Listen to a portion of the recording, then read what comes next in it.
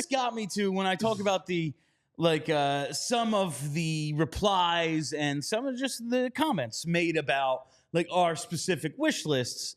There was a contingent of like, all right, I know that you're in the entertainment industry and John Tortorella yelling at Trevor Zegras would make good content for you. Yeah, it would. But do you want, I got one that said, why do you want a guy who the coach has already shown open contempt for? And while the comments weren't throwing flowers at the skates of Trevor Zegras, in December of 2021, mind you, nearly 3 years ago, when the whole alley-oop thing happened between Zegras and Sonny Milano, I just don't think, like, it got blown up so much online because that's what the internet does. We make mountains out of molehills on a daily basis. Like, the comments themselves weren't, like, I don't think he wants to kick Zegras out of the league. I don't think he wants to put a goon on the ice like Nick Delorier first day of camp. If the Flyers get Trevor Zegras, isn't going to fucking cross-check him in the head like because the coach told him to. Like, I don't think that it's that over the top. So I wanted to go back in time to December of 2021. In the time machine. Yeah, get in the old time machine and just show the comments that were made at the time about the goal. And we have the video, and Bryn is going to be kind enough to play it for us. This is the goal that everyone is talking about. Of course, it will be one of the goal of the year candidates, if not already securing its spot as the goal of the year. Trevor Zegras behind the net, what some people are calling the Dishigan, by the way, passing it in front of the net, Michigan lacrosse style, and Sonny Milano there with the hand-eye coordination scoring. Okay, so the first thing I thought of when I saw that goal, Mr. John Tortorella, was what does Coach Torts think of this goal? I really want to hear your opinion here. It's tremendously skilled. For Sonny Milano, even to yell Michigan in the middle of a play in a game is skill. I'm not trying to be a fool here, but I'm just not so sure it's great for the game. If you did that back in the 2000, late 90s, 2000, you get your head taken off. It's cool, you know, it's cool to watch and all that, but I'm not so sure it's good for the game. And I stand by that. 50 million views is a lot to see it online. Well, it's not even, it's the goal is amazing, right? I mean, you said the fact that they've actually said that. Like, I have, you know, kids in that coach in high school that they want me to draw plays off the faceoff so they can try to score a goal like that, to score the Michigan goal. But for him to be a rookie, to actually try that in a game as a rookie, you would never even thought about doing something like that. What would you have said if they were on your team and they did that? I'd have a talk with the people. I would after the game. And again, I'm not trying to be difficult about it. It's fun to watch. It's really cool, but I just think I think our game has gone so far away from what the game should be. A hard game, an honest game. It's almost gotten too showman. I know you need to have it. You need to sell the game, but I'm just, you know, I'm from the ilk of it's still a hard game to play, and a good, honest hockey game needs to be played. I think some of this stuff here, we get carried away. But that's good for the game, though. The fact that it's been viewed that many times. Yeah. The fan that we're trying to attract. Yes. Is the casual fan. But I think you're losing fans, too. I think you're losing other fans also when you're attracting others towards this stuff. All right. So what did he actually say there? That's tremendously skilled. That's cool to watch. Wow, these guys are really good. He just doesn't like it. He just personally doesn't like it. He turns 66 next week. He was like, what, 63 when this happened? What the fuck did we think he was going to think? Like, and he's obviously, the setup of the segment is old dinosaur over here. We're going to show him something he's not going to like, and then he's going to react to it. Like, I don't... What did he say that was so inflammatory? No, like, do I like it and he doesn't? Yeah, like, I want to see the Michigan and he doesn't. Difference of opinion. I guarantee you, if the Flyers get Trevor Zegras and goals are going in the net, he ain't getting benched for scoring goals.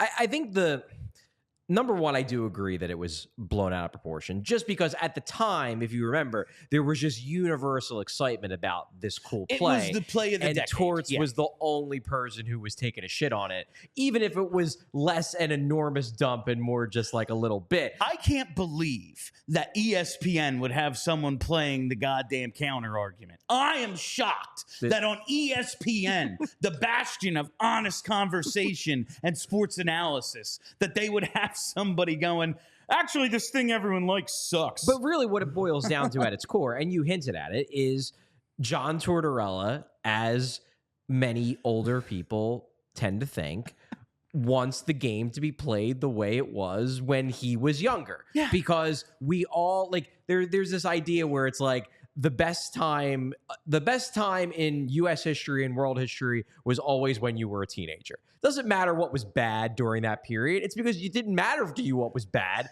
You were a teenager. You didn't have a job. You were having the best years of your life. So you're nostalgic for that. Tortorella is very clearly nostalgic for a more physical game, a game that involved more enforcers, that involved more toughness, that, as he called it, a harder game.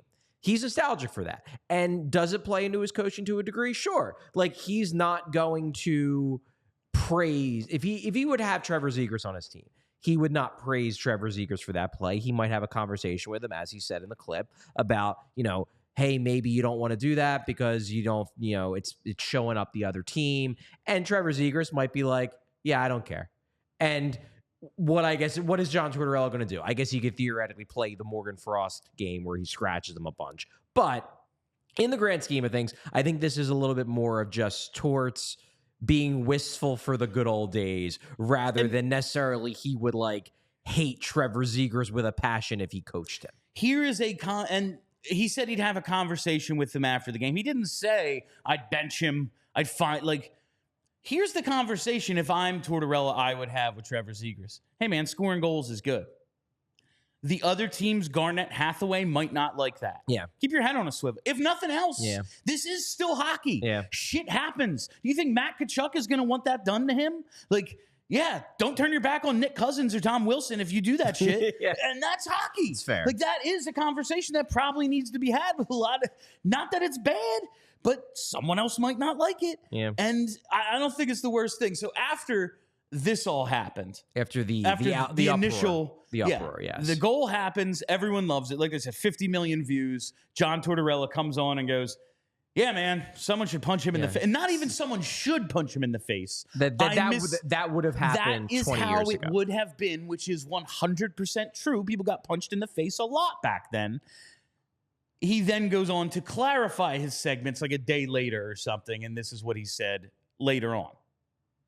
Torts, we love you on this show because you're always making news, and so that's very important in this business. But you want to kind of clarify something about the Trevor Zegras goal and the night you were asked about it. What's your message to Trevor and to the rest of the NHL? Yeah, I live under a rock. I didn't realize all this was going on after the show. I mean, Ray, myself, and Ricky had a really good conversation regarding my comments. But then a coach in the league sent me an article yesterday, and I read the article, and I saw what this kid was going through as far as the questions that were being asked of him. Mm-hmm. And my heart dropped because that is the furthest thing from my mind was criticizing this kid. Mm-hmm. That was a tremendously skilled play by a tremendously skilled player, both him and Sonny.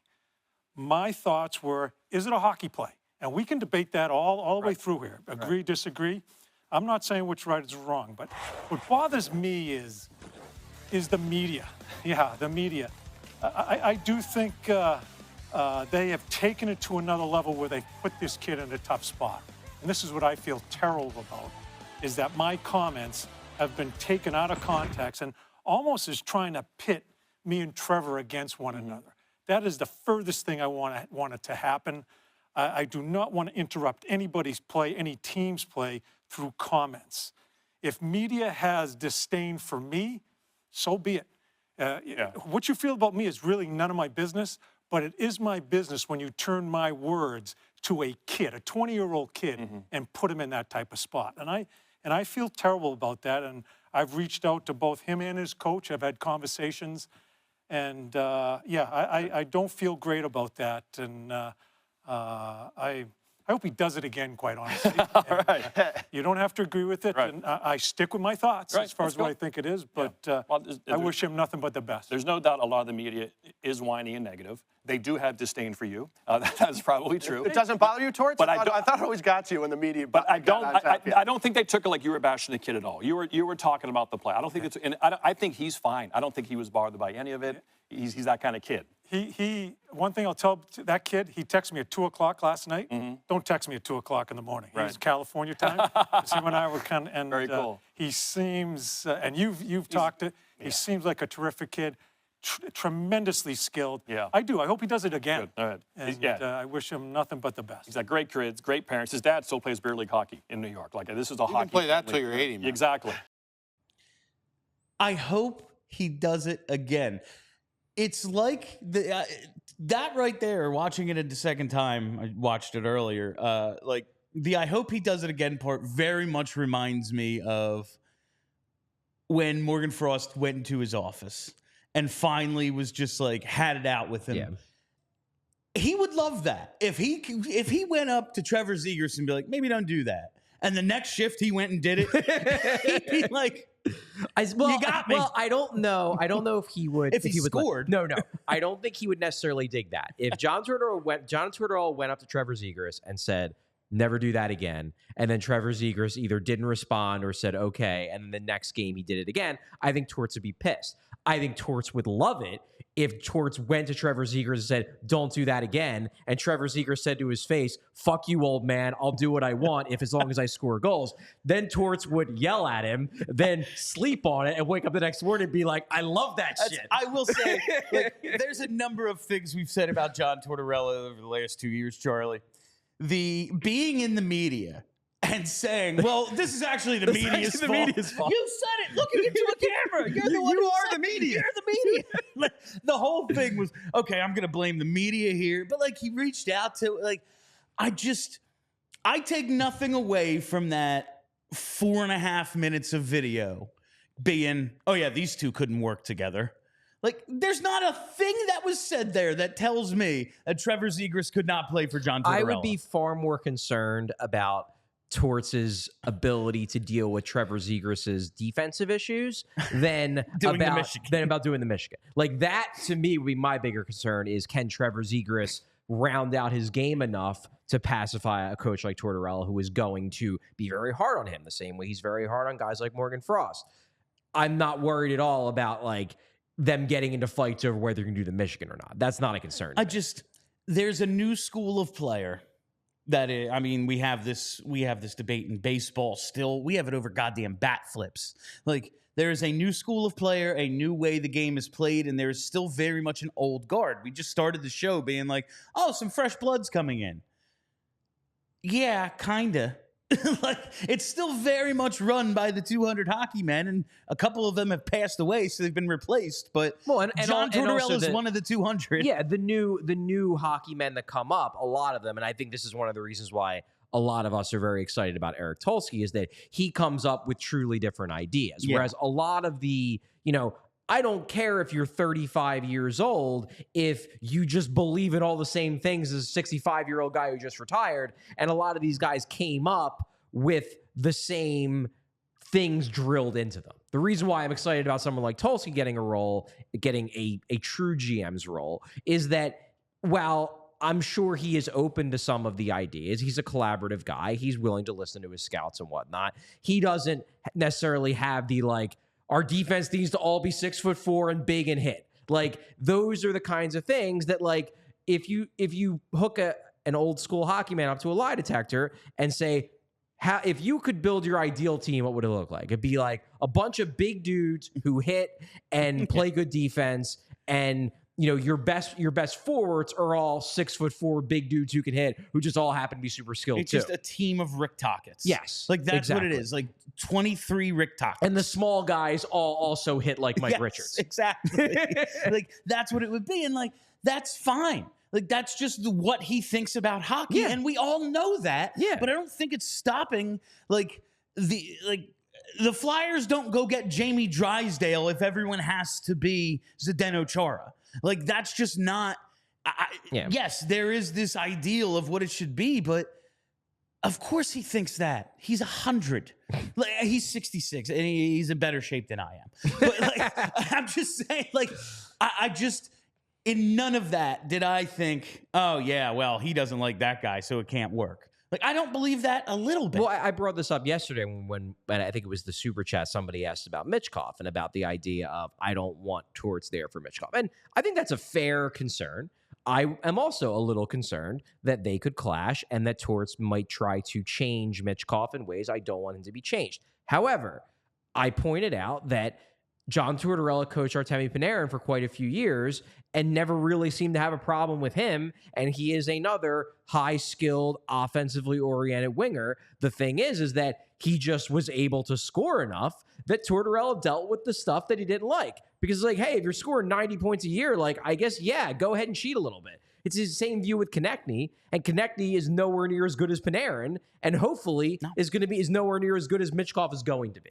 Hopefully. That would be the hope. Before we move on to the next thing, I see we have a super chat from Dylan Phillips. Asks, what's a realistic package for Zegras? Well, I mean, you're giving up a first-round pick almost certainly. Now, I would hope that they could avoid it being the 12, but obviously that would be like the big thing that you would assume they would ask for. I would think it would be a first-round pick and something else, whether it's a first-round pick and a roster player, you know, like a first in Joel Farabee, whether it's a first-round pick and a prospect, like a first in Oliver Bonk. I would assume it's a first and something else. I would think they would want of legitimate value. A closer, like Bonk, yes, high end. They also have a ton of just turning or about to turn NHL ready defensemen. I don't know if they need another one. Oh, like, they did just trade away one right-handed shooting defenseman. They did. So that's I just think it would be closer to a Farabee level guy, like not old, but established NHLer with at least a decent base. Yeah. And if he takes another step, hell of a trade. What would you be willing to? Because you're not anti Zegras, but he's not like, I don't think.